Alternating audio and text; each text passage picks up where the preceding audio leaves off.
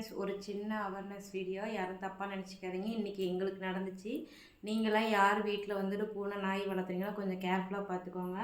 என்னன்னு பார்த்தீங்கன்னா, எனக்கு 2 பக்கமும் டோர் இருக்கிறனால இந்த டோர் ஓப்பனில் இருந்தால் அந்த டோர் அடிக்கும், அந்த டோர் ஓப்பனில் இருந்தால் இந்த டோர் அடிக்கும் காற்றுக்கு. அப்படி ஏற்கனவே வந்து ஒருத்தனுக்கு காலில் அடிபட்டுச்சுன்னு சொன்னேன். இன்றைக்கி அதே தான் நடந்துச்சு. தண்ணி வண்டி வந்துச்சு, நான் வெளியே பணம் கொடுக்க போயிட்டேன். இவன் மேலே டேங்க் பார்க்க போயிட்டான். 2 டோரும் ஓப்பனதுனால அதில் காற்று அடித்து இங்கே வந்து அம்மு பையன் வந்து உக்காந்துருந்தான்.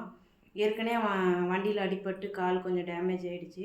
இன்றைக்கி வந்து வால் 2 இன்ச்சு நீளத்துக்கு துண்டாயிருச்சு. உண்மையாலுமே ரொம்ப கஷ்டமாக இருந்துச்சு. அழுதுட்டோம்.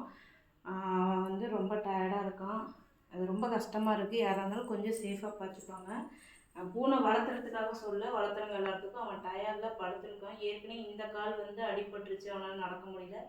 இப்போ அந்த காலும் கூடி அந்த வால் இது வந்து யாருக்கும் தெரிஞ்சு நடக்கல, தெரியாமல் நடந்த ஒரு இன்சிடெண்ட்டாக. அது ரொம்ப கஷ்டமாக இருக்குது. இது ஏன் உங்ககிட்ட ஷேர் பண்ணுறேன்னா, நீங்கள் பெட்ஸு வளர்த்துறீங்கன்னா கதவு இந்த மாதிரி என்ன மாதிரி டபுள் டோர் பின்னாடி முன்னாடி இருக்குது அப்படின்னா, நம்ம ஏரியா வில்லேஜுங்கனால காற்றடிச்சு அந்த மாதிரி ஆகிடுச்சு. நீங்களும் கொஞ்சம் கேர்ஃபுல்லாக பார்த்துக்கோங்க. நானும் கேர்ஃபுல்லாக பார்த்துக்கிறேன். அவனுக்கு ஆடுறதுக்கு என்ன பண்ணலான்னு சொல்லுங்கள். வால் நல்லாவே புண்ணாக இருக்குது.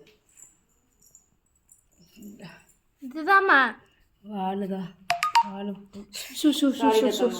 அதுக்கு அவனுக்கு ஆடுறதுக்கு என்ன பண்ணலான்னு சொல்லிட்டு கீழே மறக்காமல் கமெண்ட் பண்ணுங்கள் சீக்கிரமாக.